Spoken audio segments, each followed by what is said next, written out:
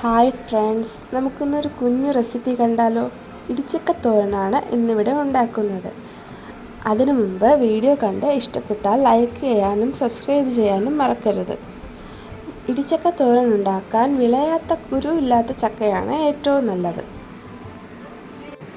തോരൻ ഉണ്ടാക്കാൻ ചക്ക ആദ്യം വേവിച്ചാണ് എടുക്കേണ്ടത്. അതിനായി ചെറിയ കഷ്ണങ്ങളായി മുറിക്കുന്നതായിരിക്കും നല്ലത്.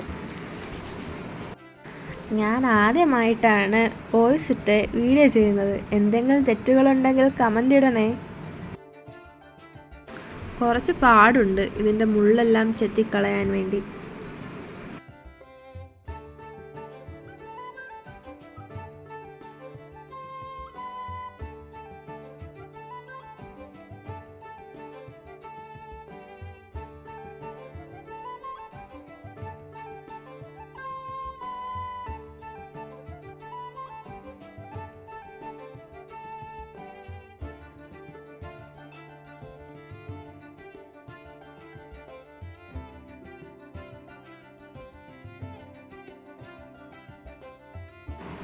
ചക്കയെല്ലാം നന്നായി മുറിച്ചെടുത്തു കഴിഞ്ഞു.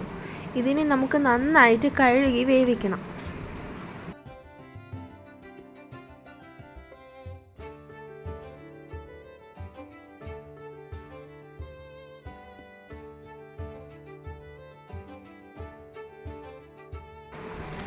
കുറച്ച് വെള്ളം കൂടെ ഒഴിച്ച് വെച്ച് വേവിക്കണം. ആദ്യമേ നമ്മൾ ഉപ്പിടേണ്ട ആവശ്യമില്ല. ഒന്ന് തിളച്ച് വരുമ്പോഴേക്കും ഉപ്പിട്ടാൽ മതി.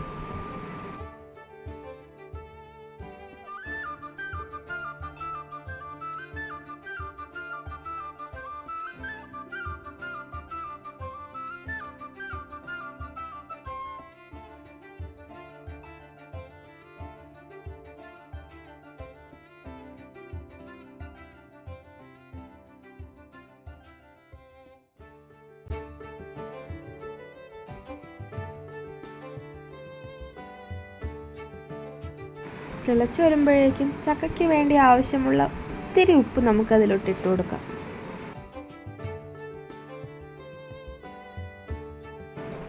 ചക്ക നന്നായി വെന്ത ശേഷം നമുക്കതൊരു പാത്രത്തിലേക്ക് മാറ്റാം. അത് നന്നായി തണുത്ത ശേഷം നമുക്കൊരു ഇടികല്ലിലേക്കിട്ട് അതിനെ നന്നായി ചതച്ചെടുക്കാം. ഇടികല്ലിലിട്ട് ചതയ്ക്കാൻ മടിയുണ്ടെങ്കിൽ മിക്സിയിലിട്ട് ഒരു കറക്ക് കറക്കിയാൽ മതി. പെട്ടെന്ന് കാര്യം നടക്കും. ചക്കയുടെ അരപ്പിനാവശ്യമുള്ളത് നമുക്ക് ചതച്ചെടുക്കാം.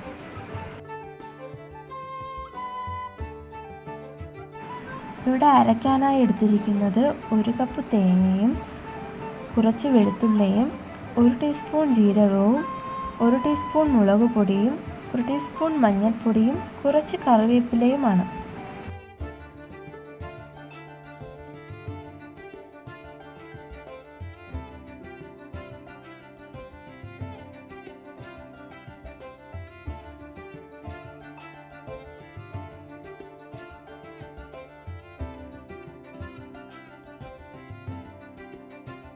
ചെറുതായി ഒന്ന് ചതച്ചെടുത്താൽ മതി. തോരനായതുകൊണ്ട് നന്നായിട്ട് അരയേണ്ട ആവശ്യമില്ല.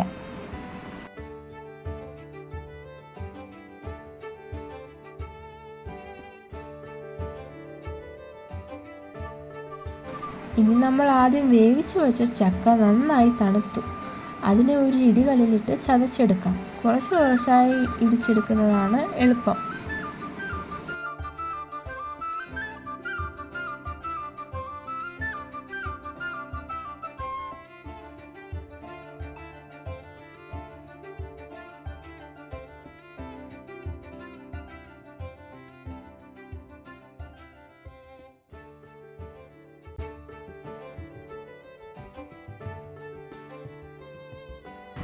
ഒരു ചീനച്ചട്ടി അടുപ്പിൽ വെച്ച് കുറച്ച് എണ്ണ ഒഴിച്ച് കടുക് വറക്കാം.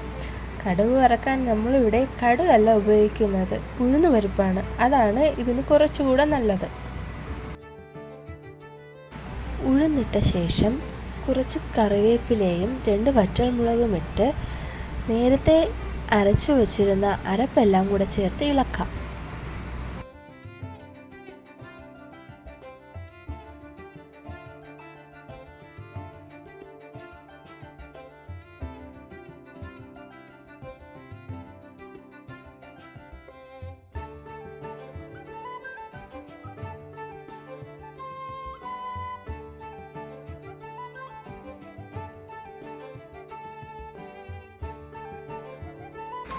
നേരത്തെ നമ്മൾ ചക്ക വേവിക്കുമ്പോഴാണ് കുറച്ച് ഉപ്പിട്ടത്, അത് കുറച്ച് കുറഞ്ഞു പോയി. അതുകൊണ്ട് കുറച്ചുകൂടെ ഉപ്പിട്ട് നമുക്ക് ഒന്നുകൂടെ ഇറക്കാം. ഇനി നമുക്ക് ആദ്യം ചതച്ചു വെച്ചിരുന്ന ചക്ക ഇതിലോട്ട് ചേർത്ത് നന്നായി ഇളക്കാം. ഇളക്കി എല്ലാം യോജിപ്പിച്ച ശേഷം ഒരു അടപ്പ് വെച്ച് അടച്ചു വെച്ച് വേവിക്കാം.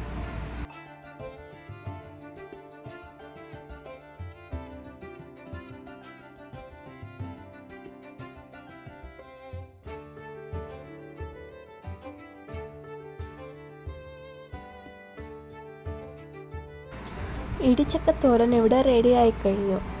എല്ലാവർക്കും ഇഷ്ടമായെങ്കിൽ ലൈക്ക് ചെയ്യണം. ഇഷ്ടപ്പെടുകയാണെങ്കിൽ എല്ലാവരും കമൻറ്റ് കൂടെ ചെയ്യണേ.